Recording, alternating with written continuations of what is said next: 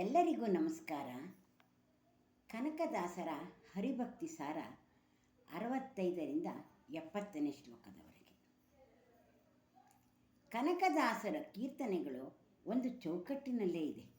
ಕನಕದಾಸರು ತಮ್ಮ ಜೀವಿತಾವಧಿಯಲ್ಲಿ ಮೋಹನ ತರಂಗಿಣಿ, ನಳಚರಿತ್ರೆ ಎಂಬ 2 ಮಹಾನ್ ಕೃತಿಗಳನ್ನು ರಚಿಸಿರುತ್ತಾರೆ. ಹರಿಭಕ್ತಿ ಸಾರ, ರಾಮಧ್ಯಾನ ಚರಿತ್ರೆಗಳು ಸಹ ಅವರ ಸಮಾಜದ ಬಗೆಗಿನ ನಿಲುವಿಗೆ ಸಾಕ್ಷಿಯಾಗಿದೆ. ಆರೋಗ್ಯಪೂರ್ಣ ಸಮಾಜದ ಕನಸನ್ನು ಕಂಡಿದ್ದ ಸಂತ ಕನಕದಾಸರು ಕ್ರಿಸ್ತಶಕ 1609ರಲ್ಲಿ ಆದಿಕೇಶವನನ್ನು ಸೇರುತ್ತಾರೆ. ಇವತ್ತಿಗೂ ಕೂಡ ಕನಕದಾಸರ ಹಾಡು, ಸಂಕೀರ್ತನೆಗಳು, ಕೃತಿಗಳು ಜನರ ಬಾಯಲ್ಲಿ ನಲಿದಾಡುವ ಮೂಲಕ ಅವರು ತಮ್ಮ ನಡುವೆ ಜೀವಂತವಾಗಿದ್ದಾರೆ. ನಮ್ಮ ನಡುವೆ ಜೀವಂತವಾಗಿದ್ದಾರೆ. ಸಮಸ್ತ ಕನ್ನಡಿಗರ ಮನಸ್ಸುಗಳನ್ನು ತತ್ವಗಳಿಂದ ಪ್ರಭಾವಿತಗೊಳಿಸಿ, ಸತ್ವಪದಗಳಿಂದ ಪ್ರಭಾವಿತಗೊಳಿಸಿದ್ದಾರೆ. ಇಂತಹ ಮಹಿಮಾನ್ವಿತ ದೈವಭಕ್ತರ ಕೃತಿ ಹರಿಭಕ್ತಿ ಸಾರ. ಹಾಡುವುದು ನಮ್ಮ ಜನ್ಮ ಜನ್ಮಾಂತರದ ಸುಕೃತವೇ ಆಗಿದೆ. ಹರಿಭಕ್ತಿ ಸಾರ 65ರಿಂದ 70ನೇ ಶ್ಲೋಕದವರೆಗೆ ಅರ್ಥ ಸಮೇತ. 8 ಗೇಣಿನ ದೇಹ, ರೋಮಗಳೆಂಟು ಕೋಟಿಯ ಕೀಲ್ಗಳಿರುವತ್ತೆಂಟು, ಮಾಂಸಗಳಿಂದ ಮಾಡಿದ ಮನೆಯ ಮನವೊಲಿದು. 8 ಗೇಣಿನ ದೇಹ, ರೋಮಗಳೆಂಟು ಕೋಟೆಯು ಕೀಲ್ಗಳರುವತ್ತೆಂಟು, ಮಾಂಸಗಳಿಂದ ಮಾಡಿದ ಮನೆಯ ಒಲಿದು.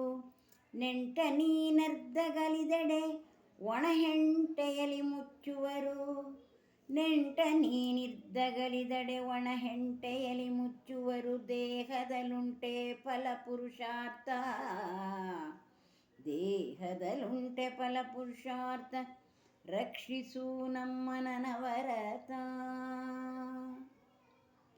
ಸ್ನಾನ ಸಂಧ್ಯಾ ಜಪತಪ ದಾನ ಧರ್ಮ ಪರೋಪಕಾರ, ವಿಹೀನ ಕರ್ಮದೊಳಿರುವೆನಲ್ಲದೆ ಬೇರೆ ಗತಿಯುಂಟೆ. ಸ್ನಾನ ಸಂಧ್ಯಾ ಜಪತಪ ದಾನ ಧರ್ಮ ಪರೋಪಕಾರ, ವಿಹೀನ ಕರ್ಮದೊಳಿರುವೆನಲ್ಲದೆ ಬೇರೆ ಗತಿಯುಂಟೆ. ಏನು ಮಾಡಿದರೇನು ಮುಕ್ತಿ, ಜ್ಞಾನವಿಲ್ಲದಲಡಿಲ್ಲ ಭಕ್ತಿಗೆ. ಏನು ಮಾಡಿದಡೇನು ಮುಕ್ತಿ, ಜ್ಞಾನವಿಲ್ಲದಡಿಲ್ಲ ಭಕ್ತಿಗೆ. ನೀನೇ ಕಾರಣನಾಗಿ ರಕ್ಷಿಸು ನಮ್ಮನವರತ, ನೀನೇ ಕಾರಣನಾಗಿ ರಕ್ಷಿಸು ನಮ್ಮನವರತ. ಕೋಪವೆಂಬುದು ತನುವಿನಲಿ ನೆರೆ ಪಾಪ ಪಾತಕದಿಂದ, ನರಕದ ಕೂಪದಲ್ಲಿ ಮುಳುಗುವುದು ತಪ್ಪದು ಶಾಸ್ತ್ರ ಸಿದ್ಧದಲೇ. ಕೋಪವೆಂಬುದು ತನುವಿನಲಿ ನೆರೆ ಪಾಪ ಪಾತಕದಿಂದ, ನರಕದ ಕೂಪದಲ್ಲಿ ಮುಳುಗುವುದು ತಪ್ಪದು ಶಾಸ್ತ್ರ ಸಿದ್ಧವಲೇ.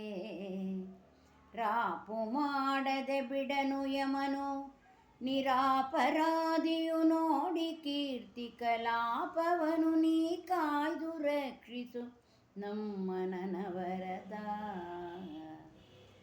ರಾಪು ಮಾಡದೆ ಬಿಡದು ಯಮನು, ನಿರಾಪರಾಧಿಯು ನೋಡಿ ಕೀರ್ತ ಕಲಾಪವನು. ನೀ ಕಾಯ್ದು ರಕ್ಷಿಸು ನಮ್ಮನವರತ,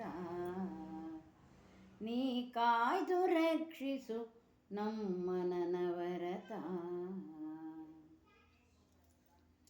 ಇದು 8 ಗೇಣಿನ ದೇಹ, ರೋಮಗಳು 8 ಕೋಟಿ, ಕೀಲುಗಳು 68, ಮಾಂಸದಿಂದ ಮಾಡಿದ ಮನೆ ಇದು. ಇದರಲ್ಲಿ ನೆಂಟನಾದ ನೀನು ಇರುವವರೆಗೆ ಜನರು ಆದರಿಸುತ್ತಾರೆ. ಎಷ್ಟು ಸುಂದರವಾಗಿ ನಮ್ಮ ದೇಹವನ್ನು ವರ್ಣಿಸಿದ್ದಾರೆ ನೋಡಿ. ಇದು 8 ಗೇಣಿನ ದೇಹ, ರೋಮಗಳು 8 ಕೋಟಿ, ಕೀಲುಗಳು 68, ಮಾಂಸದಿಂದ ಮಾಡಿದ ಮನೆ ಇದು. ಇದರಲ್ಲಿ ನೆಂಟನಾದ ನೀನು ಇರುವವರೆಗೆ ಜನರು ಆದರಿಸುತ್ತಾರೆ. ನೀನು ಹೊರಟೆ ಎಂದರೆ ಈ ದೇಹವನ್ನು ಒಣಹೆಂಟೆಯಲ್ಲಿ ಹೂಳುತ್ತಾರೆ.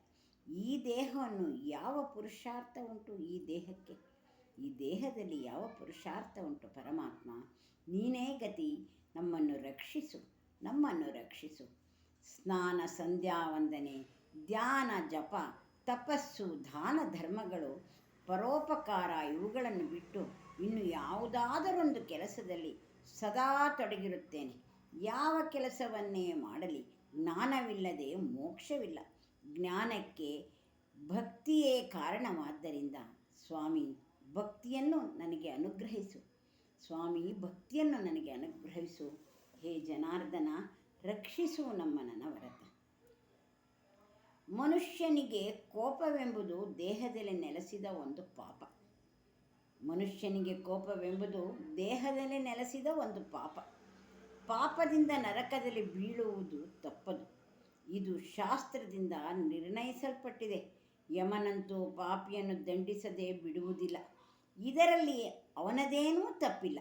ಆದ್ದರಿಂದ ನನ್ನ ಕೋಪವನ್ನು ಹೋಗಲಾಡಿಸಿ ಕಾಪಾಡು. ಭಕ್ತವತ್ಸಲನೆಂದು ಈ ನಿನ್ನ ಕೀರ್ತಿಯನ್ನು ಉಳಿಸಿಕೋ.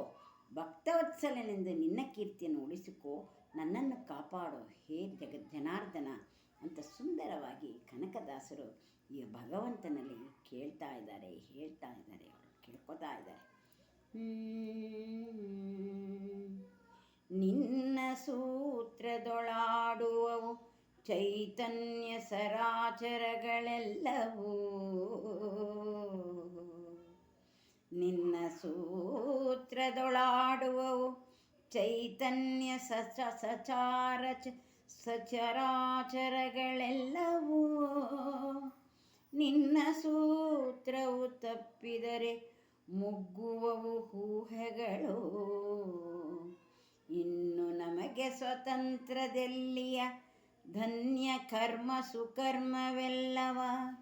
ಇನ್ನು ನಮಗೆ ಸ್ವತಂತ್ರವೆಲ್ಲಿಯ ಧನ್ಯ ಕರ್ಮ ಸುಕರ್ಮವೆಲ್ಲವ. ನೀನೆಂದೊಂದೊಪ್ಪಿಸಿದೆ ಧನಕ ಧನ್ಯ ಕರ್ಮ ಸುಕರ್ಮವೆಲ್ಲವ. ನಿನ್ನದೆಂದೊಪ್ಪಿಸಿದೆ, ರಕ್ಷಿಸು ನಮ್ಮ ನನವರತ. ಒಡೆಯ ನೀನೆಂದರಿತು ನಾನಿನ್ನಡಿಯ ಭಜಿಸದೆ ದುರುಳನಾದೆನು. ಒಡೆಯ ನೀನೆಂದರಿತು ನಾನಿನ್ನಡಿಯ ಭಜಿಸದೆ ದುರುಳನಾದೆನು. ಮಡದಿ ಮಕ್ಕಳ ಮೋಹದಲ್ಲಿ ಮನಸಿಲುಕಿತಡಿಗಡಿಗೆ. ಮಡದಿಯಾರಿ ಮಕ್ಕಳಾರಿ ಒಡಲಿಗೊಡೆಯರು ನೀನು. ನೀ ಕೈ ಬಿಡಿದು ಮುದದಲ್ಲಿ ಬಿಡದೆ ರಕ್ಷಿಸು ನಮ್ಮ ನನವರತ. ಮಡದಿಯಾರಿ ಮಕ್ಕಳ್ಯಾರಿ ಒಡಲಿಗೊಡೆಯನು ನೀನು. ನೀ ಕೈ ಪಿಡಿದು ಮುದದಲ್ಲಿ ಬಿಡದೆ ರಕ್ಷಿಸು ನಮ್ಮ ನನವರತ. ನೀ ಕೈ ಬಿಡದೆ ರಕ್ಷಿಸು ನಮ್ಮ ನನವರತ. ಸರ್ವ ವಸ್ತುಗಳಲ್ಲಿಯೂ ಚೈತನ್ಯ ಸ್ವರೂಪಿಯಾದ ನೀನು ಸೂತ್ರಧಾರ. ನೀನು ಸೂತ್ರವನ್ನು ಆಡಿಸಿದಂತೆ ಚರಾಚರ ವಸ್ತುಗಳೆಲ್ಲವೂ ತಮ್ಮ ಕೆಲಸಗಳನ್ನು ಮಾಡುತ್ತವೆ. ಹೀಗಿರುವಾಗ ನಮಗೆ ಯಾವುದರಲ್ಲಿ ಸ್ವಾತಂತ್ರ್ಯ ಉಂಟು? ನಮಗೆ ಯಾವುದರಲ್ಲಿ ಸ್ವತಂತ್ರ ಉಂಟು? ನೀನೇ ನಮ್ಮನ್ನು ಆಡಿಸುತ್ತಿರುವಾಗ ಪಾಪ ಪುಣ್ಯಗಳೆಲ್ಲವೂ ನಿನ್ನದೆಂದು ಸಕಲ ಕರ್ಮಗಳು ನಿನಗೆ ಒಪ್ಪಿಸಿದ್ದೇನೆ. ರಕ್ಷಿಸು ನಮ್ಮ ನನವರತ. ನೀನು ಒಡೆಯನೆಂಬುದನ್ನು ಅರಿತಿದ್ದರೂ ನಿನ್ನನ್ನು ಭಜಿಸದೆ ದುರುಳನಾದೆನು. ನೀನು ಒಡೆಯನೆಂದು ಅರಿತಿದ್ದರೂ ಸಹ ನಾನು ನಿನ್ನನ್ನು ಭಜಿಸದೆ ದುರುಳನಾದೆನು. ಹೆಜ್ಜೆ ಹೆಜ್ಜೆಗೂ ಮಡದಿ ಮಕ್ಕಳ ವ್ಯಾಮೋಹದಲ್ಲಿ ಮನಸ್ಸು ಸಿಕ್ಕಿಕೊಂಡಿತು. ವಿಚಾರಿಸಿ ನೋಡಿದಾಗ ಈ ಮಡದಿ ಯಾರು, ಮಕ್ಕಳು ಯಾರು, ಅವರಿಂದ ನನಗೇನಾದೀತು? ಈ ದೇಹದ ಒಡೆಯ ನೀನು, ಈ ದೇಹದ ಒಡೆಯ ನೀನು. ನನ್ನನ್ನು ಕೈ ಹಿಡಿದು ವಾತ್ಸಲ್ಯದಿಂದ ದಾರಿ ತೋರಿಸು.